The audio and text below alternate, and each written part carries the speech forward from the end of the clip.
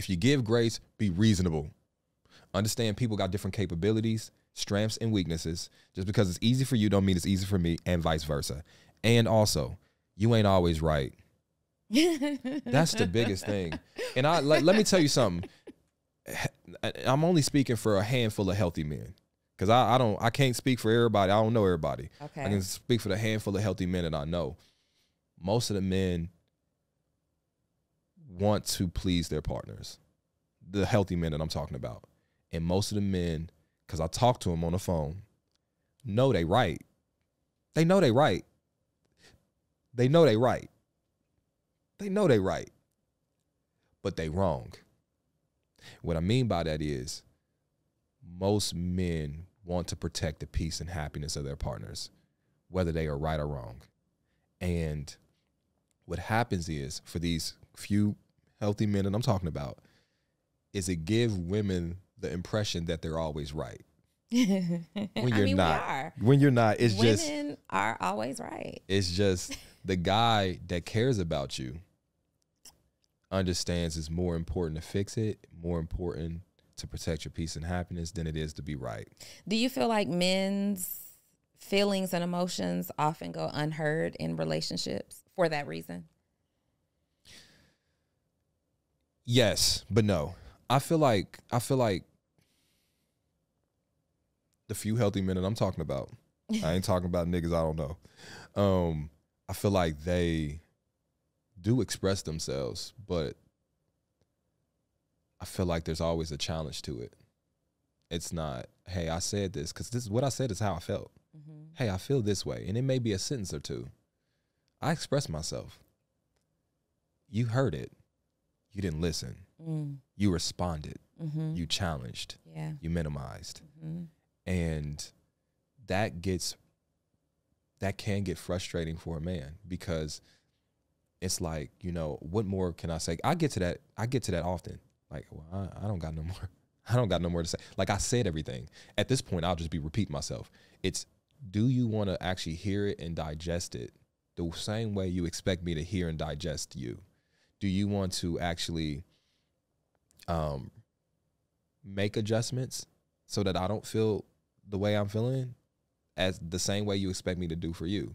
But I don't think most men have a problem falling on the sword, though. Mm-hmm. You know what I'm saying? And that's why you do have men that are more depressed than ever. You do have, you know, SA rates going up, because SI rates. There is a lot of men that are feeling that pressure of bottling these things up. Mm. Or even when they express it, it's not being heard the right way. Now, let me be very clear. I don't believe that's all men. I believe there's a large percentage of men that don't know how to express themselves. And they chastise a woman for not listening to them, but they didn't verbalize it correctly.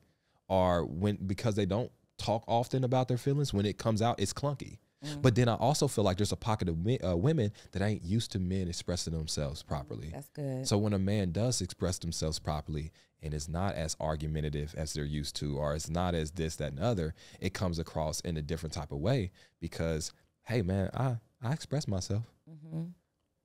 And I feel this way. Mm-hmm. And it's like, you know, I don't really like it. So I think it's just, it's work on both parts. Yes, men can be more emotionally intelligent, but also I believe there's a pocket of women that overestimate their emotional intelligence. Yes, men can be better communicators, but I feel like there's a pocket of women that overestimate their ability to communicate. Saying words don't mean you're an effective communicator just because you said more words than me. Mm. How can women make their men feel heard?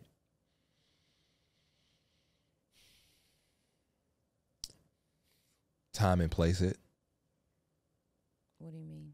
If you brought up the concern, let's address your concern. Mm-hmm.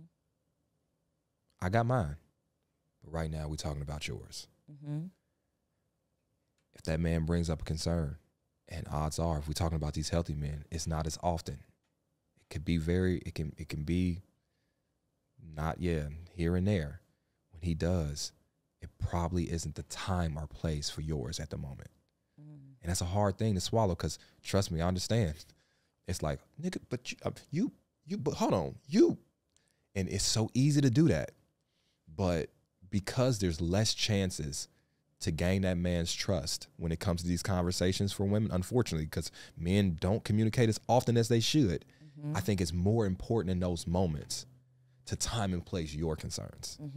Like, you brought it up. Let's talk about your concerns and what I can do. Yeah. Wait some time. And then later on, like, hey, remember that conversation we had where we adjust drawers? Cool. I had a couple other points that I wanted to bring up. Just let me know when it's a good time to have those conversations. Do you think that conversations happen that way in actual practice, though? Like, oh, wow, okay, let's table this one for now. It can. Yeah. But have you experienced it happening that way? Yeah, recently. But both parties got to be understanding that sometimes somebody needs to step away, regroup. And I think that takes understanding on both sides. Because here's the thing, you can destroy a whole city in one day, but you cannot build a whole city in one day. That's how fucking important these conversations be. And people be wanting to force feed them and keep it going. And you can destroy your whole relationship with one bad conversation and argument. I know that. I've done it before. I've been in relationships like that before. I've seen family and friends do that. I would rather chill and pause than to destroy something it took years to build. And it takes both parties understanding that we don't have to solve it right now. Like, let's make some progress. Cool, progress was made. Let's table it. And I think it's just having that respect for the person, respect for the relationship, and then too, just having that, you got to check yourself internally. Like, I get it. I've been on the other side. Like, I've been on the side where it's like, I really want to talk about it now. But like, whenever I've tried to do that, and I'm not going to say force a person, because I mean, still they have to consent to it. They have to stay here and continue to talk. Right. But when they're not ready, then their points aren't as sharp. They're maybe not as restrained with some of the things that they say. Maybe they're more hurtful than they would have been if they were calm.